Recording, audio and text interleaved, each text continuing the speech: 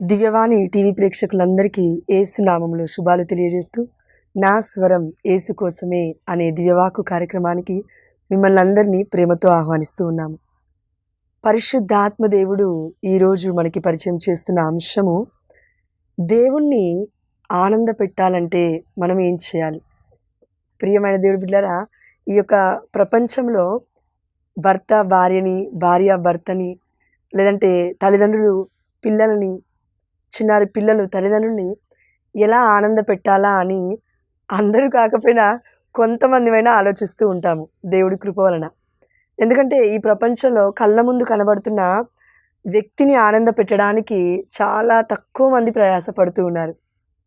నేను ఆనందంగా ఉంటే చాలు, వేరే వాళ్ళతో నాకేంటి సంబంధం, అదేదో బయట వారితో కాదు, కానీ నా సొంత ప్రజలు, నా సొంత కుటుంబము, నా తల్లి, నా తండ్రి, నా భర్త, నా భార్య, నా పిల్లలు అనుకుంటున్న వాళ్ళని కూడా సంతోష పెట్టడానికి మనము సిద్ధముగా లేము. అందుకే మనం సంతోషంగా లేము. స్వార్థ బుద్ధి కలిగిన వాడు ఎప్పుడూ కూడా సంతోషంగా ఉండలేడు. కాబట్టి ప్రియమైన దేవుడి బిడ్డలారా, నిస్వార్థంగా జీవించినప్పుడు మనం ఆనందిస్తూ ఉంటాము. అంటే పరిశుద్ధమైన గ్రంథం చెప్తుంది కదండి, మనం ఏమి విత్తుతామో అది కోస్తాము అని. ఆనందంగా ఉండాలి అని ఆనందంగా మన బిడ్డను ఉంచాలి అని ఆశపడితే మనం ఆనందంగా ఉంటాం. అందరూ బాగుండాలి, అందులో నేను ఉండాలి అని అంటే తప్పకుండా మనం ఆనందంగా ఉంటాం. కాబట్టి మరి సరే అండి, ఇదంతా కాదు, నా కుటుంబం ఆనందంగా ఉండాలంటే నేనేం చేయాలి? ఎంత ప్రార్థన చేసినా నా భర్త ఆనందంగా ఉండలేడండి నాతో. నేను మంచిగా ఉండడానికి ప్రయత్నం చేస్తున్నాను, కానీ ఎదుటి వ్యక్తి ఆనందంగా నన్ను ఉంచలేకపోతున్నారు, నా ఆనందాన్ని కూడా దొంగిలిస్తున్నారు అనే ఒక పరిస్థితిలో మనం ఉన్నామేమో. అయితే దేవాదేవుడు చెప్తూ ఉన్నాడు, వాళ్ళని వీళ్ళని ఇంకెవరినో, లేదంటే నన్ను నేనుగా సంతోష పెట్టుకోవాలని ఆలోచిస్తే మనకి ఆనందం కరువు అవుతుందండి. అప్పుడు మనం ఏం చేయాలంటే దేవుణ్ణి ఆనంద పెట్టగలగాలి. దేవుణ్ణి ఆనంద పెడితే ఏం జరుగుతుందో ఈరోజు మనం పరిశుద్ధమైన గ్రంథం నుంచి మనం తెలుసుకుందాం. దేవుణ్ణి ఆనంద పెట్టాలంటే మనము కలిగి ఉండాల్సిన మూడు అతి అమూల్యమైన సుగుణాలు. చూడండి ప్రియమైన దేవుడి బిడ్డలారా, ఒక తల్లి ఒక బిడ్డను ఆనంద పెట్టాలి అనంటే ఆ తల్లి ఆ బిడ్డకి సమయాన్ని ఇవ్వాలి, ఆ పసికందుకి సమయాన్ని ఇవ్వాలి, సమయానికి పాలు పట్టాలి, సమయానికి ఆహారాన్ని అందించాలి, సమయానికి ఏ హాని కలగకుండా చుట్టుపక్కల ఎలాంటి యొక్క మారణ ఆయుధాలు లేకుండా చూసుకోగలగాలి. అదేవిధంగా దేవుడు మనల్ని చూసుకుంటున్నాడు. అర్థమవుతుందా అండి? సమయానికి తిండి పెడుతున్నాడు, సమయానికి ఉద్యోగం ఇచ్చాడు, సమయానికి మనకి జ్ఞానం ఇచ్చి బిజినెస్ ఎలా చేసుకోవాలి, లేదంటే మనం చేస్తున్న పనులు, పొలం పనులైనా, రైతులైనా, పండించే పంట అయినా, చేసే బిజినెస్ అయినా, చేసే జాబ్ అయినా, అది చిన్నిపాటి ఉద్యోగం, అది ఏదైనా అన్నీ కూడా దేవుడు ఇచ్చిన కృప. ఎందుకంటే ఇప్పుడు ఈరోజు మనం బ్రతికి లేకపోతే ఇవన్నీ చేసి వ్యర్థమే కదండి. అందుకే దేవాతి దేవుడు ఒక తల్లైనా బిడ్డని మరుస్తుందేమో కానీ, ఒక తండ్రైనా కుమారుని మర్చిపోతాడేమో కానీ మన దేవుడు మర్చిపోడు. అందుకే అంటూ ఉన్నాడు యెషయా గ్రంథము 49-43 అధ్యాయాలు అనుకుంటాను, అక్కడ చూస్తూ ఉన్నాం 19వ వచనంలో, తల్లి తన యొక్క బిడ్డను మరచినా నేను నిన్ను మరువని బిడ్డ అని దేవాదేవుడు నీకు నాకు చెప్తున్నాడు. ఎందుకంటే మనల్ని ఆనంద పెట్టడానికి దేవుడు ప్రయత్నం చేస్తున్నాడు. దేవుడు మనల్ని ఆనంద పెట్టడానికి అనేక మంది ప్రవక్తలను మన మధ్యలోకి పంపిస్తూ ఉన్నాడు. దేవుడి యొక్క వాక్యాన్ని అందించడం ద్వారా, దేవుడి వాక్యాన్ని వినడం ద్వారా, విశ్వసించడం ద్వారా, మన యొక్క హృదయం మీద పడి, సారవంతమైన నేల మీద పడి ఫలించడం ద్వారా మనం ఆనందభరితులం అవుతాము. వాక్యం ఎక్కడైతే ఉంటుందో, వాక్యం ఎక్కడైతే హృదయంలో ఉంటుందో అక్కడ ఆనందం ఉంటుందండి. ప్రియమైన దేవుడి బిడ్డలారా, దీనికి బెస్ట్ ఎగ్జాంపుల్ అమ్మ మరియ తల్లి. లూకాసు వార్త 1వ అధ్యాయం 46 వచనాల నుంచి అమ్మ మరియ తల్లి స్తోత్ర గీతం పాడుతూ ఉంది. నా హృదయము ప్రభువునందు ఆనందించుచున్నది, నా రక్షకుడగు దేవుని యందు నా ఆత్మ ఆనందించుచున్నది. అంటే అమ్మ మరియ తల్లి ఆనందిస్తుందంటే అమ్మ మరియ తల్లి ఏం చేసింది? ముందుగా లూకాసు వార్త 2వ అధ్యాయం 51వ వచనం ఇలా సెలవిస్తుంది, మరియమ్మ అంతయు తన మనస్సులో పదిలపరుచుకొని మనన చేసుకొని చుండెను. ఆమేన్, హల్లెలూయా. ఈ రోజున మనలో చాలామంది ఆనందముగా లేకుండా బ్రతుకుతున్నామంటే దానికి కారణం ఉన్న ఆనందాన్ని కోల్పోతున్నామంటే, దేవుడిచ్చిన ఆనందాన్ని కోల్పోతున్నామంటే దానికి కారణం మన హృదయములో దేవుడి వాక్యానికి కాకుండా దేనికో స్థానం ఇచ్చాము. మన హృదయములో దేవుడికి కాకుండా మొట్టమొదటి స్థానాన్ని ఎవరికో ఇచ్చేసాము. లేదంటే మనకి మనముగా కూడా ఇచ్చుకొని ఉండొచ్చు. నేను అందంగా ఉన్నాను, నేను బాగున్నాను, నాకు ఆస్తిపాస్తులున్నాయి, నాకు అంతస్తుంది, నాకు ఇండ్లున్నాయి, నాకు పొలాలున్నాయి, నాకు సమస్తం ఉన్నాయి, ఇంకా దేవుడితో నాకేం పని, నాకు పట్టు చీరలు ఉన్నాయి, లేదంటే నాకు ఇంటిలో బంగారం ఉంది, నా ఇంటిలో ఏం కావాలంటే అది ఉందండి, ఇంకా నాకు దేవుడితో సంబంధం ఏంటి అని ఒకవేళ మనం బ్రతుకుతున్నామేమో, మనం ఆనందంగా మెల్లమెల్లగా కోల్పోతున్నాం కాదు. అందుకే ఒక మంచి పాట ఉంది కదండి, మన కనతరైన కథోలిక శ్రీసభలో గురువులు కూడా గొప్పగా పాడుతూ ఉంటారు. సంతోషమెక్కడా ఉందని, సమాధానమెక్కడా దొరికేనని, జగమంతా తిరిగాను, సర్వజనులనడిగాను, జగమంతా తిరిగాను, సర్వజనులనడిగాను, చివరికది నీలోనే కనుగొన్నాను ప్రభు, చివరికది నీలోనే కనుగొన్నాను. దేవుల్లో ఎందుకు కనుగొంటున్నామంటే, ఎంత మంచి దేవుడవయ్యా యేసయ్యా, చింతలన్నీ తీరునయ్యా నిన్ను చేరినా. ప్రియమైన దేవుడు బిడ్డలారా, మంచివాడు దేవుడు మాత్రమే. పుట్టడంతోనే మంచితనంతో పుట్టాడు యేసయ్య. దేవుడి యొక్క మహిమ నుంచి వచ్చాడు. కాబట్టి దేవుణ్ణి వెతకకుండా, మంచితనాన్ని వెతకకుండా మనము రాంగ్ పర్సన్స్లో, అంటే దానికి యోగ్యతే లేకుండా, దానికి యోగ్యతే లేని పాపములో పడిపోతున్న మనుషుల వైపు చూస్తూ మనం మనుషులలో ఆనందాన్ని వెతుక్కుంటే కష్టం, మనలో కూడా దొరకదు. నీలో నాలో మనకి మనముగా ఆత్మ పరిశీలన చేసుకుంటే మనలో కూడా ఆనందం కరువే అండి. ఎక్కడా దొరకదు ఈ ప్రపంచంలో. డబ్బులో దొరకదు. అందుకే కదండి ఈ పాటకు అర్థం అదే కదా.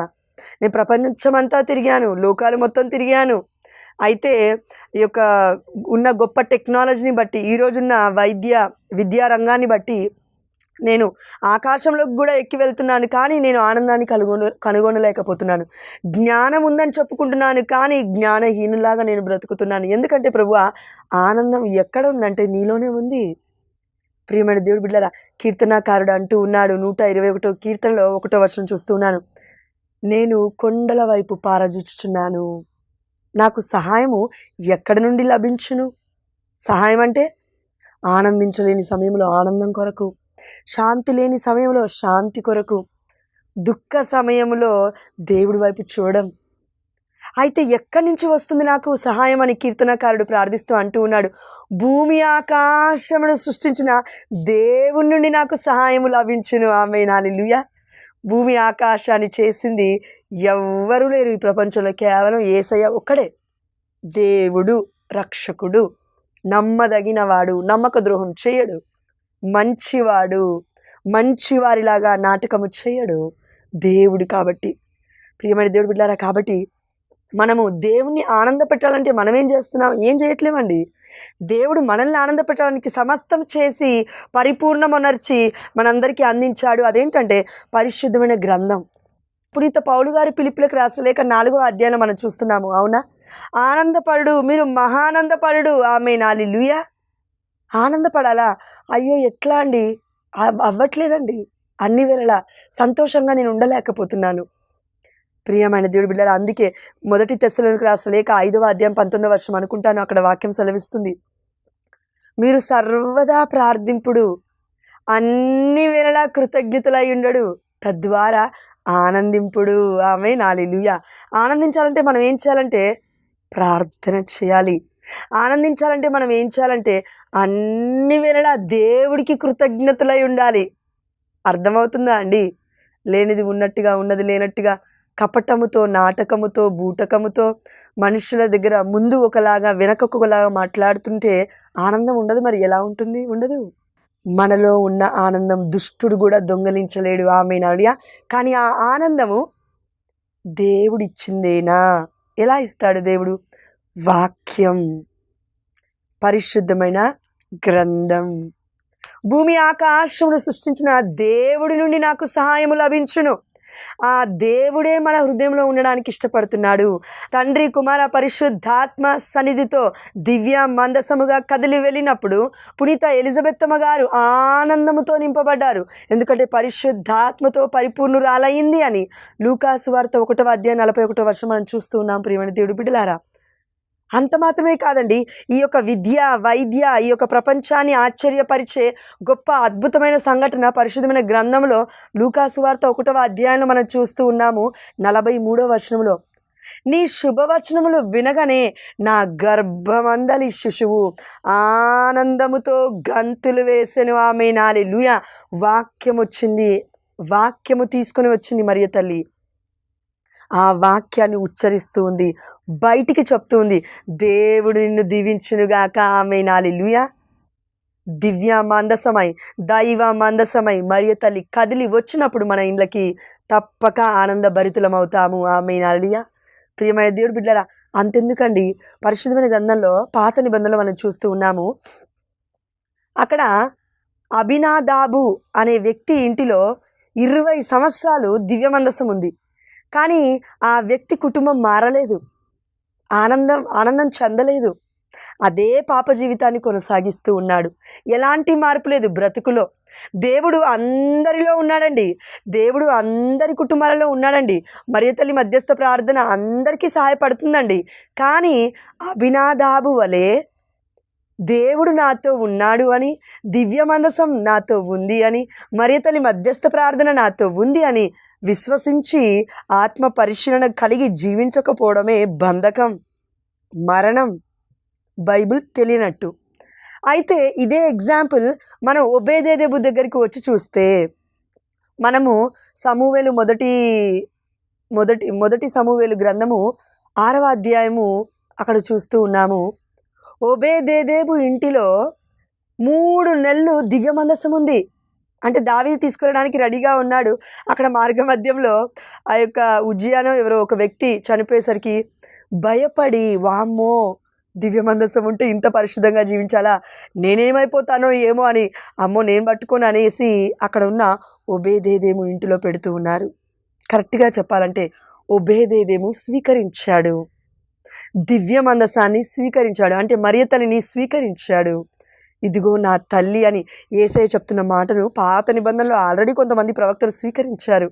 ఎందుకంటే మనం చూస్తూ ఉన్నాము, మనము యాకోబు రాసిన లేఖలో 11వ అధ్యాయం 8వ వచనంలో చూస్తూ ఉన్నాం. ప్రియమైన దేవుడు బిడ్డలారా, అక్కడ యేసుప్రభువు వారు మనతో చెప్తూ ఉన్నాడు, నిన్న నేడు రేపు ఒకే రీతిగా ఉంటాడు యేసయ్య. ఆమేన్. ఆదిలో ఉన్నాడు, ఆది సంపూర్ణుడైన మన తండ్రి. అంతములో ఉన్నాడు, అంతయు ఉన్నాడు. ఆమేన్. అంతమే లేని దేవుడు. ఆమేన్. కాబట్టి ప్రియమైన దేవుడు బిడ్డలారా, భూమి ఆకాశములు చేసిన దేవుని నుండి నాకు సహాయం లభించును అని కీర్తనాకారుడు చెప్తూ ఉన్నాడు. అదేవిధంగా ఒబేదేదెముని మనం చూసి నేర్చుకోవాల్సింది ఏంటంటే, మరియ తల్లి మధ్యస్థ ప్రార్థన 3 నెలలు అతనికి తోడయ్యింది. అంటే ఎప్పటికీ తోడయ్యింది, కానీ అతను రియలైజ్ అయ్యాడు, దివ్య మందసము నా ఇంటిలో ఉంది, దేవుడి సన్నిధి నా ఇంటిలో ఉంది, నా కుటుంబంలో ఉంది, ఇక నేను తప్పకుండా వర్ధిల్లుతానని విశ్వసించాడు. కాబట్టే హానరింగ్, గౌరవం చూపించాడు, కాబట్టే నమ్మాడు, కాబట్టే ఇదిగో ఆనందభరితుడవుతున్నాడు. తన పంట పొలాలను, కుటుంబాన్ని సమృద్ధిగా దేవాతి దేవుడు దీవించాడు. ఆమేన్, హల్లెలూయా. ఈ యొక్క సువార్త, ఈ యొక్క వార్త ఎక్కడి వరకు వెళ్ళిందంటే ప్రపంచం మొత్తం పాకి దావీదు చెవులో పడింది, మహారాజు చెవులో. ఎక్కడో మారుమూల గ్రామంలో ఉంటున్న ఒక వ్యక్తి బాగుపడ్డాడట. మరియ తల్లి దివ్య మందసమై వారి ఇంటిలో ఉంటే ఇలా బాగుపడ్డాడట, సంపదలతో తలతూగుతున్నాడంట, ఇంత గొప్పగా దీవించబడుతున్నాడట అని రాజు చెవులో పడాలంటే మరి ఈ రోజులలో ఉన్నట్లుగా న్యూస్ పేపర్లు ఆనాడు లేదు. ఈ రోజులలో ఫోన్ కాల్ చేస్తే అటాచ్ అయినట్టుగా ఆనాడు ఫోన్ కాల్స్ లేవు. అంటే ఒక నోట పడి ఇంకొక నోట పడి ఈ రోజులలో అబద్ధపు మాటలు వ్యాప్తి చెందినంత స్పీడ్గా, తొందరగా పరిశుద్ధమైన మాటలు ఆ యొక్క స్పీడ్గా వెళ్ళవు. అంటే మరియ తల్లి మధ్యస్థ ప్రార్థన దివ్య మందసమై ఉంది అని 3 నెలల్లో దేవుడి సన్నిధి వల్ల ఒబేదేదోము ఇల్లు దీవించబడింది అంటే అని ప్రపంచమంతా పాకింది, దావీదు చెవులో పడింది. అందుకే దావీదు బయలుదేరుతూ ఉన్నాడు దివ్య మందసాన్ని మోసుకెళ్ళడానికి. దివ్య మందసాన్ని మనం స్వీకరించగలగాలి అంటే మరియ తల్లి మధ్యస్థ ప్రార్థన అంటే ఆ తల్లి వాక్కుని కన్నది. మనం అందరం ఆ వాక్కుని స్వీకరించడానికే శక్తి సరిపోవట్లేదు మనకి. ఆ తల్లి ఆ వాక్కుని ప్రపంచానికి అందించడానికి నిష్కల్మషమైన తన జీవితము, పాపమే అంటని తల్లి, పాపమే తెలియని తల్లి మధ్యవర్తిత్వ ప్రార్థన మనకి తోడై ఉంటే మనం ఎందుకు ఆనందంగా ఉంటాము తప్పక. ఆమేన్. ఎందుకంటే ఎలిజబెత్తమ్మ గారు పరిపూర్ణముగా ఆనందముతో నింపబడలేదా పరిశుద్ధాత్మతో. ఆమేన్. మరియ తల్లి మధ్యస్థ ప్రార్థన ఉంటే 2 అద్భుతాలు ప్రతి ఒక్కరికి.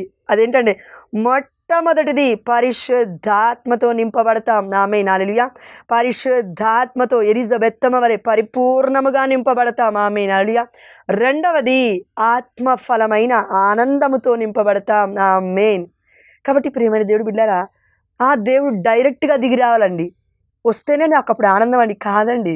ఆ తల్లి తన గర్భములో యేసుని మోసుకొని మన ఇంటికి వస్తూ ఉంది దివ్య మందసమై. కాబట్టి ఇదిగో సర్వోన్నతుని శక్తి నిన్ను ఆవరించును, పవిత్రాత్మ నీపై వేంచేయును, పవిత్ర శిశువుకి నీవు జన్మనిస్తావు. ఆమె నడియా తండ్రిని కుమారుని పరిశుద్ధాత్మ దేవుణ్ణి మోసుకొని మన ఇండ్లకు వస్తున్న మన మరియ తల్లి మధ్యస్థ ప్రార్థన అడిగితే మనం ఆనందభరితులం అవుతాం. ఆమె ఆ తల్లి మధ్యస్థ ప్రార్థన ఎప్పుడూ మనల్ని ఆనంద పెడుతూనే ఉంటుంది. ఆమె ఎందుకంటే అమ్మ అంటే ఆదరణ, అమ్మ అంటే ఆదరణ.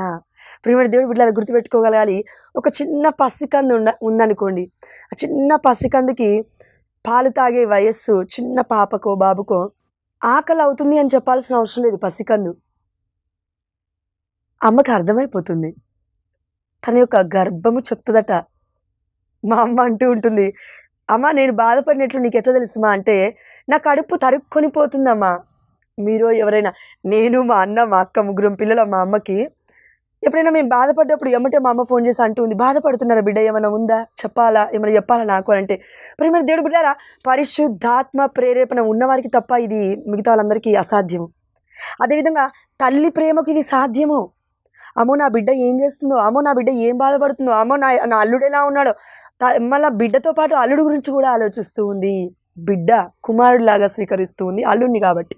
ప్రియమైన దేవుడు బిడ్డలారా, ఒక తల్లికే ఇంత అర్థమవుతుందే, ఈ లోకంలో ఉన్న తల్లికే, మరి ఆ లోకనాథుణ్ణి పరలోకనాథుణ్ణి ఈ ముల్లోకాలను ఏలుతున్న, ప్రపంచంలో ఎన్ని లోకాలు ఉన్నాయో దేవుడికి తెలుసు, అన్నిటినీ ఏలుతున్న దేవాది దేవుడైన యేసయ్యని కన్నా మరియ తల్లికి ఇంకా ఎంత ఆదరణ మనకి ఇవ్వగలుగుతుంది ఒకసారి ఆలోచించాలి. పసికందు పుట్టినప్పుడు ఆ తల్లి తన స్తనాల దగ్గర పెట్టుకొని పాలిస్తున్నప్పుడు ఆ ఆనందం చెప్పలేనిది. ఆ తల్లి ఎంత ఆనందంగా ఉందో బిడ్డ అంతకన్నా పరమానందాన్ని పొందుకుంటుంది. ఆమేన్. హల్లెలూయా. అమ్మని పట్టుకుంటుంది, ఆడుకుంటూ ఉంది, అమ్మ మీద ఆడుకుంటూ ఉందండి ప్రియమైన దేవుడి బిడ్డలారా.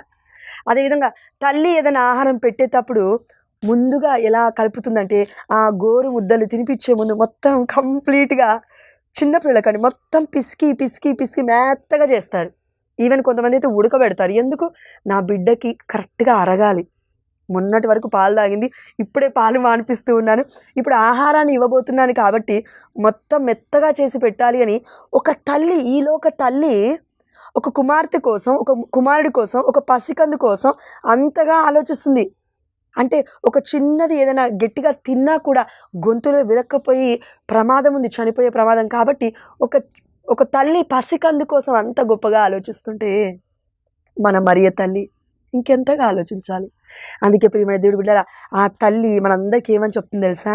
ఆ తల్లి తన హృదయంలో దేవుడి వాక్యాన్ని పదిలపరుచుకొని మనన చేసుకొని వచ్చినట్లుగా మనన చేసుకోవాలని ప్రతి ఇంటింటికి వస్తూ అడుగుతుంది ఆ తల్లి. ఇదిగో దేవుడి యొక్క వాక్కు, ఇదిగో నా ప్రియ కుమారుని స్వీకరించు, ఆయన చెప్పినట్లు చేయి అని యోహాను సువార్త 2:5 ప్రకారం మరియ తల్లి మనకి ప్రకటిస్తూనే ఉందండి. మొట్టమొదటి సువార్తికురాలు, ఈ ప్రపంచానికే దీవెనకరంగా మారిన తల్లి మన మరియ తల్లి. కాబట్టి ఆ తల్లి ఆనందపడుతూ అంటూ ఉంది, నా ఆత్మ దేవుని యందు ఆనందించుచున్నది. మనమును ఆనందించాలంటే ఏం చేయాల్సిన అవసరం లేదు, పరిశుద్ధమైన గ్రంథం చదవాలి. పరిశుద్ధమైన గ్రంథం చదవాలి. అదేవిధంగా దేవుణ్ణి ఆనంద పెట్టాలంటే మనం చేయాల్సింది శ్రేష్టమైన కార్యం పరిశుద్ధమైన గ్రంథం చదవడం. ఎందుకంటే పరిశుద్ధమైన గ్రంథం చదవడం ద్వారా ఏం జరుగుతుందండి? వినుట వలన విశ్వాసము కలుగును. పునీత పౌలు గారు రోమిలకు రాసిన లేఖ 10వ అధ్యాయం 17వ వచనము, వినుట వలన విశ్వాసము కలుగును, అది యేసుక్రీస్తు వాక్కు వలన కలుగును. ఆమేన్. ఏం వినాలంట? యేసుక్రీస్తు వాక్కు. ఎందుకట? విశ్వాసం మెరుగుపడడం కోసం, విశ్వాసం పుట్టడం కోసం మనలో. ఆమేన్. యేసయ్యే పుట్టడం, విశ్వాసం పుట్టడం అంటే ప్రేమ పుట్టడం. యేసయ్య పుట్టడం అంటే ప్రేమ పుట్టడం. నిరీక్షణ పుట్టడం అంటే ఏంటి? యేసయ్య పుట్టడం. ఇవన్నీ చేసినప్పుడు మరి దేవుడు ఆనందిస్తాడంటే ఎస్, ఆనందిస్తాడు. 1 కొరింథీ, పునీత పౌలు గారు కొరింథీలకు రాసిన మొదటి లేఖ 13వ అధ్యాయం 13వ వచనం ఒకసారి చూడండి. విశ్వాసం, నిరీక్షణ, ప్రేమ అను ఈ 3ను నిలిచి ఉండును. ఆమేన్. నిలిచి ఉంటాయట. ఆమేన్. భూమి ఆకాశము గతించిన నా మాటలు ఎన్నటికీ గతించవు అని మత్తయి సువార్త 24వ అధ్యాయం 39వ వచనంలో దేవాతి దేవుడు మనకి బోధిస్తూ ఉన్నాడు. అంటే ఈ భూమి గతించినా, ఈ ఆకాశం గతించినా, మనం చచ్చిపోయినా, నెక్స్ట్ తరం వచ్చినప్పుడు కూడా దేవుడి వాక్యం నిలిచే ఉంటుంది. బైబిల్ నిలిచే ఉంటుంది. 2000 సంవత్సరాల ముందు నుండి నిలిచి ఉంది, ఇప్పుడు నిలిచి ఉంది. వాక్యం ఎప్పటికీ నిలిచే ఉంటుంది. ఎందుకంటే వాక్కు అనగా యేసయ్య కదా. ఈ వాక్యం రాక మునిపే యేసయ్య ఉన్నాడు. కాబట్టి ప్రియమైన దేవుడి బిడ్డలారా, మనందరికీ దేవదేవుడు చెప్తున్నాడు, మనలో విశ్వాసం ఉండాలి, మనలో నిరీక్షణ ఉండాలి, మనలో ప్రేమ ఉండాలి. ఇవన్నీ ఉండాలంటే చేయాల్సింది ఒకటే అండి, ఏం లేదు, పరిశుద్ధమైన గ్రంథం చదవాలి. చదువు రాలేదు, చదువు రాదు, చదువే లేదు నాకు అని అంటున్నావా ప్రియమైన దేవుడి బిడ్డ? అపోస్తుల కార్యములు 3వ అధ్యాయము 4వ అధ్యాయం 11వ వచనం దగ్గర అక్కడ మనం చూస్తూ ఉన్నాము. చదువులేని ఈ పేతురు, చదువులేని ఈ యోహాను, చదువులేని ఈ యాకోబు ప్రసంగించుట చూచి అక్కడున్న జనాలు మొత్తం ఆశ్చర్యకితులవుతున్నారు. ఆమేన్. చదువురాని పేతురు లేఖనాలు ఎలా రాశాడు? ప్రియమైన దేవుడి బిడ్డారా, పేతురు రాసిన మొదటి లేఖ, 2వ లేఖ. చదువులేని యాకోబు ఎలా రాశాడు? యాకోబు రాసిన లేఖ ఒకవేళ అనుకుంటేనండి, ఇంకా నాకు హిస్టరీ కరెక్ట్గా తెలియదు కాబట్టి ఇంకా మన పునీతుల గురించి, మన యొక్క అపోస్తుల గురించి ఎగ్జాంపుల్ చెప్తూ ఉన్నాను. అంటే ప్రియమైన దేవుడు బిడ్డలారా, చదువులేని ఒక వ్యక్తి దేవుడి స్వరాన్ని విని విధేయత చూపిస్తే, వాక్యం చదివి విధేయత చూపిస్తే ప్రపంచానికి పోపుగా దేవాదేవుడు నిలబెట్టాడు. ప్రపంచానికి దీవెనకరంగా దేవాదేవుడు నిలబెట్టాడు. ఎందుకు? విశ్వసించాడు దేవుడి వాక్కుని, ఆచరించాడు దేవుడి వాక్కుని. యేసయ్య అంటే ప్రేమ చూపించాడు, యేసయ్య అంటే నిరీక్షణ కలిగి ఉన్నాడు, యేసయ్య మీద సంపూర్ణమైన విశ్వాసంతో బ్రతికాడు. నా ఆధారము నీవే ప్రభువా అని ఆనందించగలిగాడు దేవుల్లో. కాబట్టి పేతురు మొట్టమొదటి పోపయ్యాడు ఈ ప్రపంచానికి. ప్రియమైన దేవుడి బిడ్డలారా, ఈ సమయంలో వేటిలో? ఈ విశ్వాసములో, నిరీక్షణలో, ప్రేమలో శ్రేష్టమైనది ఏదైనా ఉంది అంటే 3 ముఖ్యమైనది ప్రేమ. ప్రేమ లేకపోతే విశ్వాసం ఎక్కడిది? ప్రేమ లేకపోతే నమ్మకం ఎక్కడిది? ప్రేమ లేకపోతే నిరీక్షణ ఎక్కడిది? ప్రియమైన దేవుడి బిడ్డలారా, మనము యోహాను సువార్తలో 21వ అధ్యాయం 20వ వచనం దగ్గర ఇక్కడ చూస్తూ ఉన్నాము. పేతురికి యేసుప్రభుల వారు ప్రధానాధిపత్యాన్ని ఇస్తూ ఉన్నాడు. అంటే నువ్వు గొర్రెల కాపరిగా ఈ ప్రపంచాన్ని మొత్తాన్ని నువ్వు పోషించు, నా వాక్కుతో పోషించు, ఈ ప్రపంచాన్ని మొత్తాన్ని నువ్వు ప్రేమించు, నా గొర్రె పిల్లలను మేపుము, నా గొర్రె పిల్లలను కాయము, నా గొర్రె పిల్లలను సత్యములో నడిపింపుము అని యేసుప్రభుల వారు పేతురికి బాధ్యత ఇస్తూ చెప్పిన మాట, అడిగిన ప్రశ్న ఏంటి? నన్ను ప్రేమిస్తున్నావా పేతురు? నన్ను ప్రేమిస్తున్నావా పేతురు? నన్ను ప్రేమిస్తున్నావా పేతురు? ప్రియమైన దేవుడి బిడ్డలారా, అందుకే వీటిలో శ్రేష్టమైనది ప్రేమ. దేవుణ్ణి ఆనంద పెట్టాలంటే మనం చేయాల్సింది ఏంటో కాదండి. వాక్య పరిచయం చేసి ప్రపంచం మొత్తం తిరుగుతున్నామేమో, ఓకే, గొప్ప విషయమే. దేవుడు ఎన్నుకుంటే ఎవరినైనా ఎన్నుకుంటాడు, రాళ్ళు కూడా మాట్లాడతాయి. ప్రియమైన దేవుడు బిడ్డలారా, అయితే దేవాదేవుడు చెప్తూ ఉన్నాడు ఇక్కడ, దేవుడు ఎన్నుకుంటే చిన్న పసికందులు సైతము స్తుతించినట్లు దేవాదేవుడు చేస్తాడు. ఇంకా నువ్వెంత, నేనెంత, ఈ లోకమెంత అండి? ఎంత పెద్ద పెద్ద ప్రైమ్ మినిస్టర్లైనా, సీఎంలైనా, పిఎంలైనా, ఇంకెవ్వరైనా కూడా, ఎంత పెద్ద అధికారైనా కూడా దేవుడి అధికారము తర్వాతే. కాబట్టి ప్రియమైన దేవుడు బిడ్డారా, దేవదేవుడు మన అందరికీ చెప్తున్నాడు, వీటిలో శ్రేష్టమైనది ప్రేమ. ప్రేమ దేవుని నుండి పుట్టింది, ప్రేమింపని వాడు దేవుని ఎరుగని వాడే. కాబట్టి ఈ వాక్య పరిచయ ద్వారా మనం ఏం నేర్చుకున్నాం? దేవుణ్ణి ఆనంద పెట్టాలంటే చివరిగా ఒక్క మాట అండి, హెబ్రీయులకు రాసిన లేఖ 11వ అధ్యాయము ఎగ్జాక్ట్ ఎగ్జాంపుల్ ఒక్క మాటలో పరిశుద్ధాత్మ దేవుడు చెప్తున్నాడు, విశ్వాసమే హానోకును మృత్యువు నుండి కాపాడినది. ఆమేన్. అతడు దేవుని వద్దకు తీసుకొని పోబడెను. ఆమేన్. దేవుడు అతనిని గ్రహించుటచే ఎవరు అతనిని కనుగొనలేకపోయిరి. మనందరికీ తెలుసు హానోకు కనబడలేదని పాత నిబంధనలో. ఎక్కడికి వెళ్ళిపోయాడు? దేవుడి యొక్క పరలోక రాజ్యానికి వెళ్ళిపోతూ ఉన్నాడు. దేవుడే తీసుకున్నాడు. దానికి కారణము తాను తీసుకొని పోబడక పూర్వమే హానోకు దేవుణ్ణి సంతోష పెట్టెనని, దేవుణ్ణి ఆనంద పెట్టెనని పరిశుద్ధమైన గ్రంథము తెలుపుచున్నది. ఆమేన్. ప్రియమైన దేవుడి బిడ్డలారా, మనము చచ్చిపోయేంత వరకు దేవుడికి సాక్షులుగా నిలబడాలంటే విశ్వాసము మన ఆయుధం, ప్రేమ మన ఆయుధం, దేవుడిలో నిరీక్షణ మన ఆయుధము. కాబట్టి వీటన్నిటికీ మూలము విశ్వాసం మొదలవ్వాలి అంటే ప్రేమ ఉండాలి. ప్రేమ ఉంటేనే ఏ వ్యక్తినైనా నమ్మగలుగుతాం. ప్రేమ ఉంటేనే భర్తను, భార్యను, తల్లిదండ్రులు, పిల్లలు ఐక్యముగా కుటుంబం మొత్తం ఆనందంగా ఉంటుంది. ప్రియమైన దేవుడి బిడ్డలారా, కాబట్టి ఈ ఆనందము మన కుటుంబంలో లేదు అంటే దానికి కారణము దేవుణ్ణి మనం ఆనంద పెట్టడానికి ప్రయత్నం చేయట్లేం వాక్యం చదవడం ద్వారా.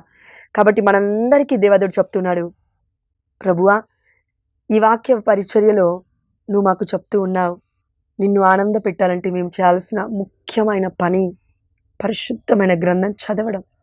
తద్వారా ఆ వాక్యం మా హృదయంలో మరణ చేసుకోవడం ద్వారా మరియ తల్లి వలె మేము మిమ్మల్ని స్తుతిస్తాము, ఆరాధిస్తాము. తద్వారా మేము ఆనందిస్తాము. దాని తర్వాత మా కుటుంబంలో ఎంతమంది బిడ్డలు ఎంతమంది విరుద్ధంగా ఉన్నా ఆ బిడ్డలందరినీ కూడా నీ ఆనందంలో నింపమని మేము ప్రార్థించగలుగుతాం, వారిని ప్రేమించగలుగుతాం, వారిని సహించగలుగుతాం. అదేవిధంగా నీ వైపు ఇంకా విశ్వాసంతో ఆ బిడ్డలను కూడా నీ వైపు తిప్పగలుగుతాం.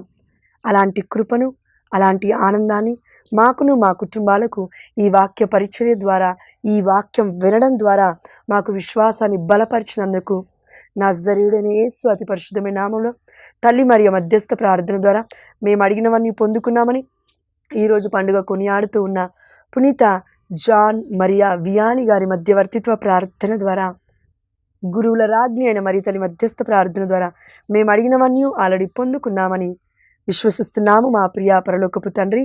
ఆమేన్. పితా, పుత్ర, పవిత్రాత్మ నామమున ఆమేన్.